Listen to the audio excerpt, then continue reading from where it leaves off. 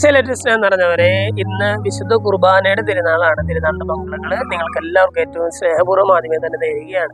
നമ്മൾ വായിച്ചു കേട്ട ലേഖനഭാഗം കൊറിന്തോസ്യർക്ക് എഴുതിയ 1-ാം ലേഖനം പൗലോസിലെ എഴുതിയതാണ്. പൗലോസിലെ എഴുതിയത് എന്ന് പറയുമ്പോൾ വിശുദ്ധ കുർബാനയെ കുറിച്ചുള്ള ആദ്യത്തെ വിവരണമാണ്. നമ്മൾ പുതിയ നിയമത്തിലേക്ക് വരുമ്പോൾ വിശുദ്ധ കുർബാന സ്ഥാപിച്ചതിന് ശേഷം നമുക്ക് ബൈബിളിൽ ഒഫീഷ്യലായിട്ടുള്ള ആദ്യത്തെ വിവരണമാണ് ഈ കൊറിന്തോസ്യർക്ക് എഴുതിയ 1-ാം ലേഖനം 11-ാം അധ്യായത്തില് പൗലോസിലെ രേഖപ്പെടുത്തി വെച്ചിട്ടുള്ളത്. അവിടെ പൗലോസിലെ ഈ പെസഹ രാത്രിയിലെ കാര്യങ്ങള്, അന്ന് സംഭവിച്ച കാര്യങ്ങള് ദൈവം വെളിപ്പെടുത്തി കൊടുത്തതനുസരിച്ച് പൗലോസിലെ കൃത്യമായിട്ട് നമ്മളെ അറിയിക്കുകയാണ്.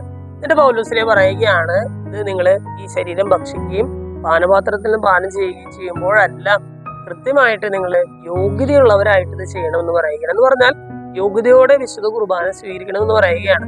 പൗലോസിലെ പറയുന്നുണ്ട്, നിങ്ങൾ യോഗ്യതയോടെ അല്ലാതെ ഈ വിശുദ്ധ കുർബാന സ്വീകരിച്ചാൽ നിങ്ങളുടെ തന്നെ ശിക്ഷാവിധിയായിരിക്കും നിങ്ങൾ ഏറ്റുവാങ്ങുന്നതെന്ന് പറയുകയാണ്. എന്ന് പറഞ്ഞാൽ ഒരു തരത്തിൽ പറഞ്ഞാൽ നിങ്ങൾ യൂദാസിനെ പോലെ വിശുദ്ധ കുർബാന സ്വീകരിക്കരുത് എന്ന് പൗലോസിലെ പറയുകയാണ്. യൂദാസ് എങ്ങനെയാണ് സ്വീകരിച്ചത്? യൂദാസ് അയോഗ്യതയോടെ ഈ വിശുദ്ധ കുർബാന സ്വീകരിച്ചത്. അത് കാരണം ശാവിധി ഏറ്റുവാങ്ങേണ്ടി വന്നു. എന്തുകൊണ്ടാണ് യൂദാസ് ശിക്ഷിക്കപ്പെട്ടതെന്ന് നമ്മൾ ചിന്തിക്കുമ്പോൾ നമുക്ക് മനസ്സിലാകുന്നുണ്ട്. ആദ്യമേ തന്നെ വിശുദ്ധ കുർബാന സ്വീകരിക്കുന്നതിന് മുമ്പ് തന്നെ യൂദാസ് പാപത്തിന്റെ പക്ഷത്തായിരുന്നു, അല്ലെ? പാപം ചെയ്യാനായിട്ട് മനസ്സിൽ ഉറച്ചിട്ടാണ് യൂദാസ് ഈ വിശുദ്ധ കുർബാന സ്വീകരിക്കുന്നത്. എന്ന് പറഞ്ഞാൽ ചുമ്മാ ഒന്ന് കാണിക്കാൻ വേണ്ടി വിശുദ്ധ കുർബാന സ്വീകരിച്ചതേ ഉള്ളൂ, അല്ലാതെ അതിന്റെ അർത്ഥം പറഞ്ഞിട്ടോ അതിനുള്ള സ്നേഹം കൊണ്ടൊന്നും അല്ല.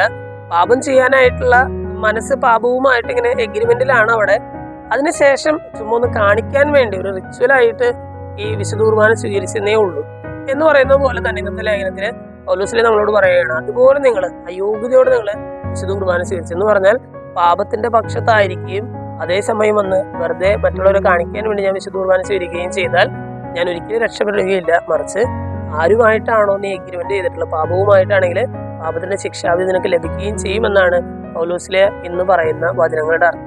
സ്നേഹമുള്ളവരെ, ഈ തിരുനാളില് വിശുദ്ധ കുർബാനയുടെ തിരുനാളില് നമുക്കൊരു പ്രതിജ്ഞ എടുക്കാം. അതായത് പാപത്തോടെ അല്ലാതെ യോഗ്യതയോടെ എല്ലാ ദിവസവും വിശുദ്ധ കുർബാന സ്വീകരിക്കും എന്നുള്ളൊരു പ്രതിജ്ഞ എടുക്കാം. വിശുദ്ധ കുർബാനയെ സ്നേഹിച്ച് മുന്നേറാം.